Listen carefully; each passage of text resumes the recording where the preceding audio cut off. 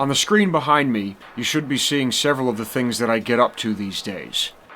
My business and my vocabulary is light and power and heat and motion.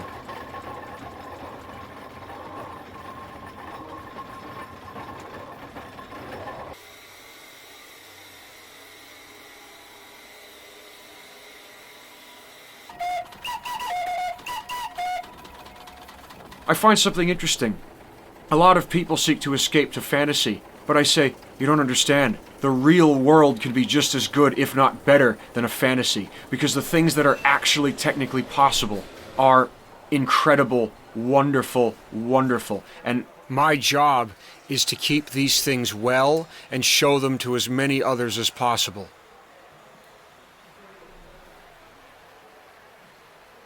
I was exposed for some reason to a lot of English and British railway stuff when I was young. And I wanted to duplicate all this. And of course, when you're a kid, the only thing you can do it with is models. But a lot of the models didn't satisfy me except for the stuff like Bassett-Loke and Radiguet and the live steam and clockwork models from 100 years before I was born. Because it looked a certain way and it felt sort of this interesting blend between real and surreal. Especially when I found out this concept of a toy steam locomotive that was a steam locomotive. This concept completely blew my mind when I was young because, until then you'd only heard of electric trains. And then you see a toy locomotive with a fire in it, and it can move itself, and it can move sometimes even a person behind it. Trains, locomotives, railways have always been the most visible of steam power, and in fact, the most visible of all engineering. Whenever anyone thinks of machines, trains are an instantly recognizable cultural icon. You see them in films, you see them in books, children's books. For some reason, trains start everything for people. Boys, girls, old, young, I don't know why, it just is the way it is.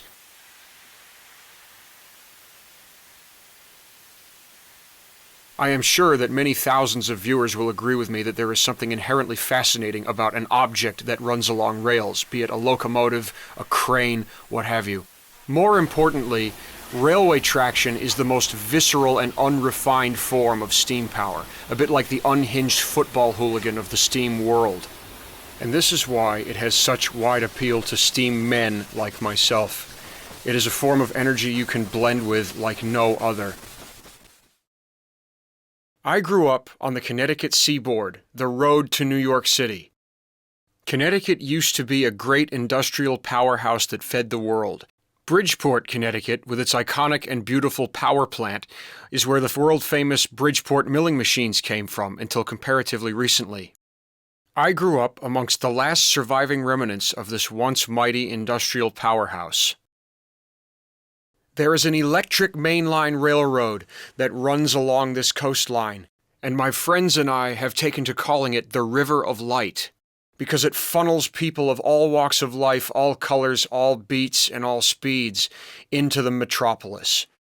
This railroad was the first electric railroad in the United States of America.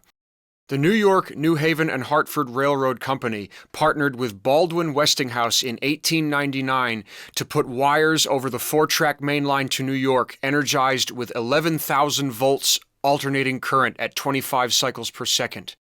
This drove the first electric locomotives in the country alongside fast and reliable steam locomotives for nearly 50 years before the problematic and equally ugly diesel locomotives were brought in by bad management.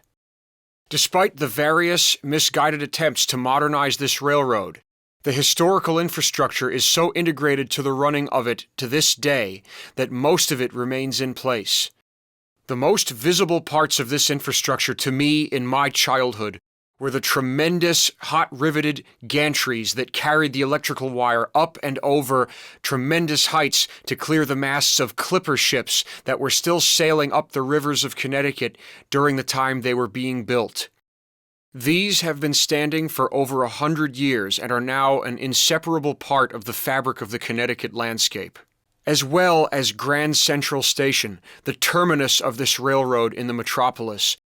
New York City's last great transit hub, this place is also over a century old. and my 6-year-old self was overwhelmed by the essence of the place when I first stepped out of a train with my mother and looked up into the great vaulted sky ceiling. New York City is a place of light and color and thump and chaos.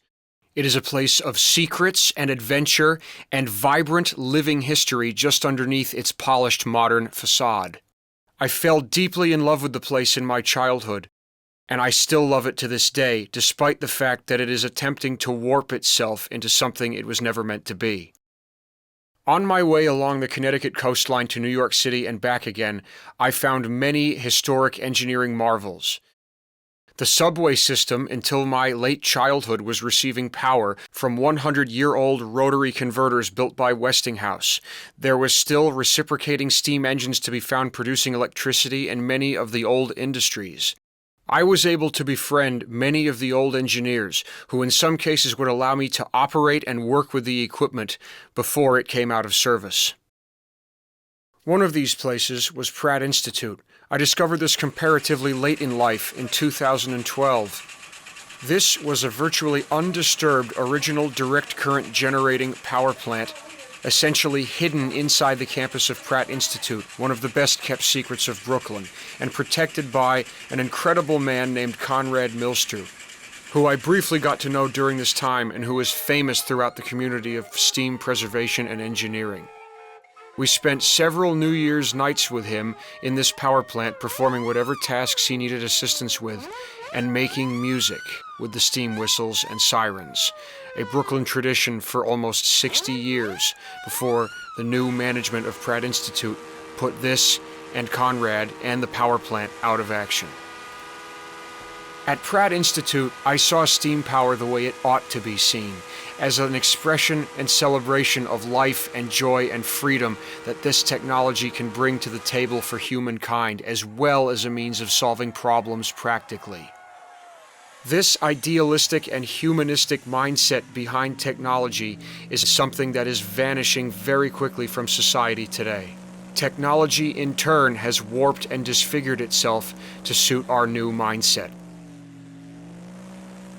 My exposure to these marvels throughout my early life gave me a strong appreciation for the gentle giants that were stationary steam engines, as well as the vast bastions of infrastructure and energy that were powerhouses.